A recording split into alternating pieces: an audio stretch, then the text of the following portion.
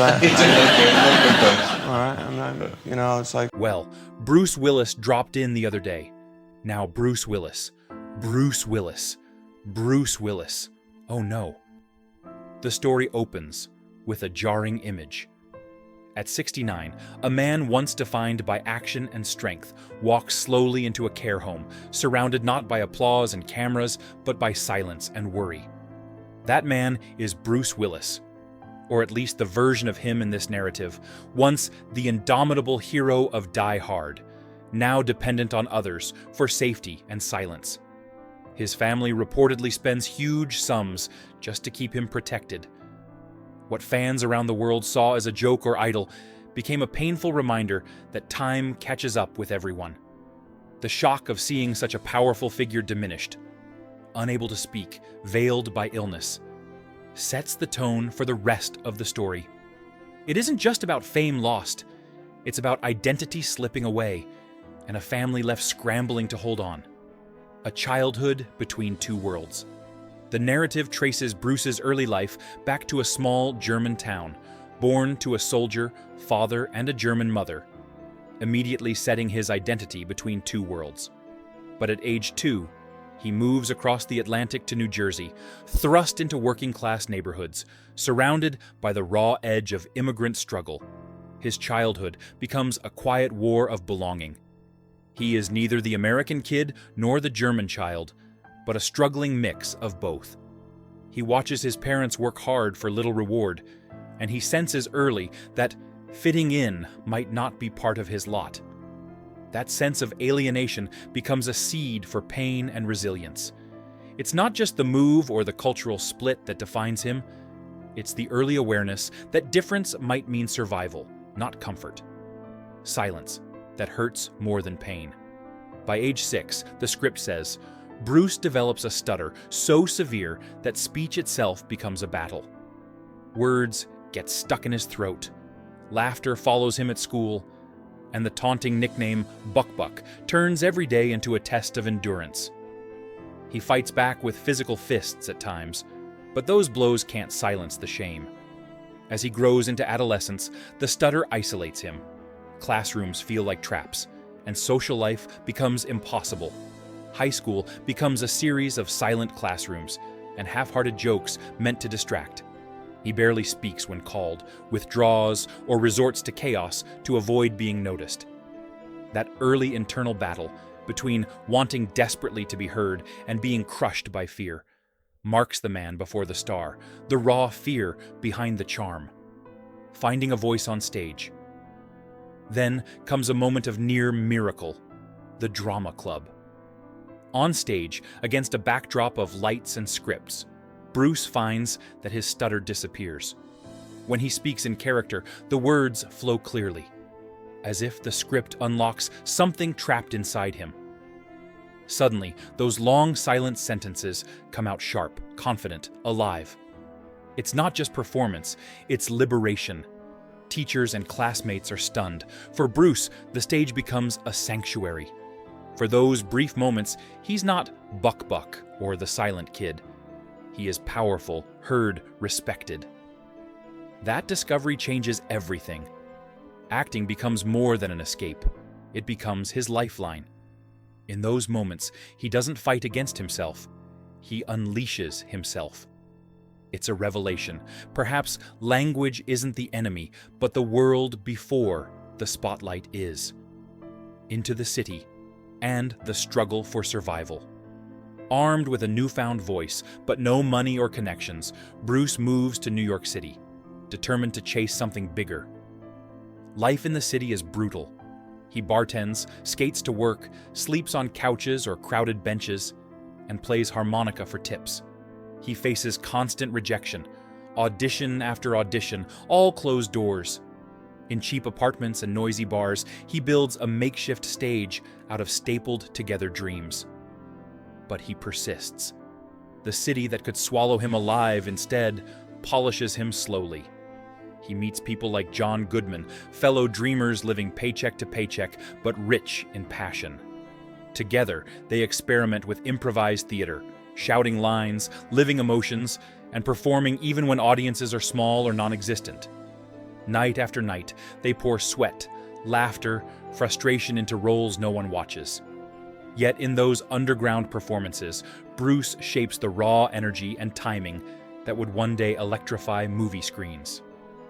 Risk, reward, and the breakthrough.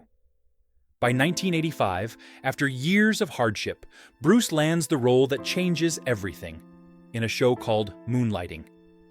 Among thousands of hopefuls, he stands out. Shaved head, edgy energy, raw confidence. Producers had dismissed him 11 times, but on this final try, his unpredictability and charisma wins. The show quickly becomes a hit, chaotic, expensive, demanding, and wildly unpredictable. Co-stars clash behind the scenes, scripts stretch long, filming drags on, exhaustion builds. By 1988, Bruce collapses from physical and emotional strain, forcing a temporary stop. Yet the chaos breathes life into the show. He becomes magnetic, a flawed human lead for audiences tired of perfect heroes. His journey from street performances to leading man isn't glamorous or easy, but it's honest. He becomes a star, not because he fits the mold, but precisely because he shatters it. From television star to action icon after Moonlighting ends in 1989, Bruce's career explodes.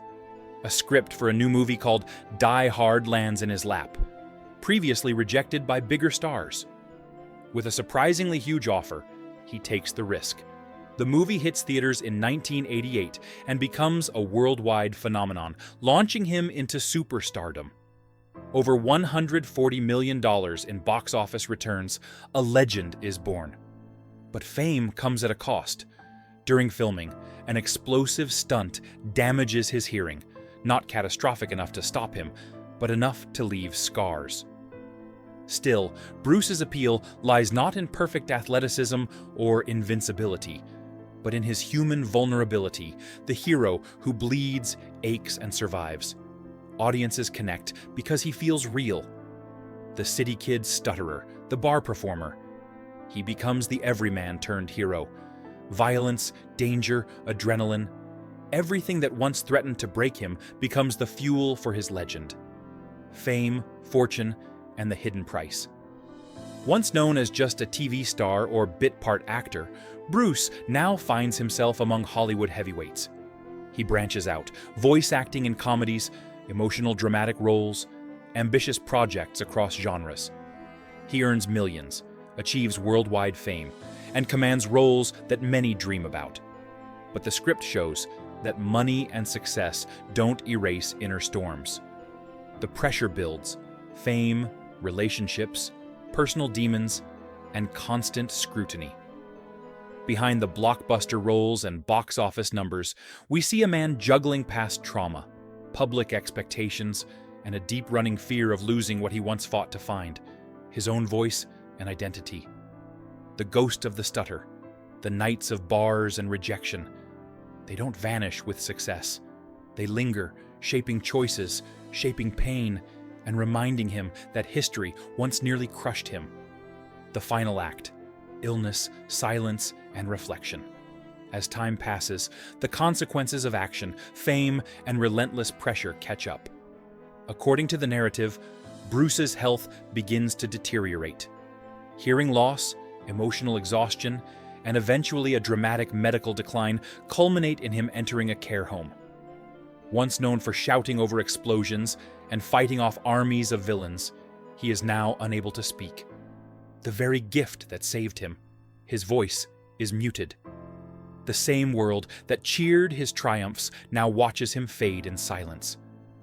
The story says his family spends vast sums to keep him safe, but nothing can buy back what's lost: clarity, independence, spontaneity. It's a haunting contrast. The star who defied death on screen now battles the fragile limitations of aging and illness. The final act becomes quiet, but no less tragic. Legacy, silence, memory, and what remains. Despite the heartbreak, the story closes on a reflective note. Fame, fortune, blockbuster roles. Those were chapters, but not the whole book. What remains is something deeper. The journey from a stuttering immigrant kid to a global icon. From barroom desperations to cinematic glory. From endless applause to quiet rooms. The legacy isn't measured only in film credits or money. It's in the raw honesty, the struggle, the survival. Whether critics or fans remember him for the action, the charm, or the controversy, the real story is one of resilience. A man who carved out a voice in chaos, held on to it through storms, and ultimately faced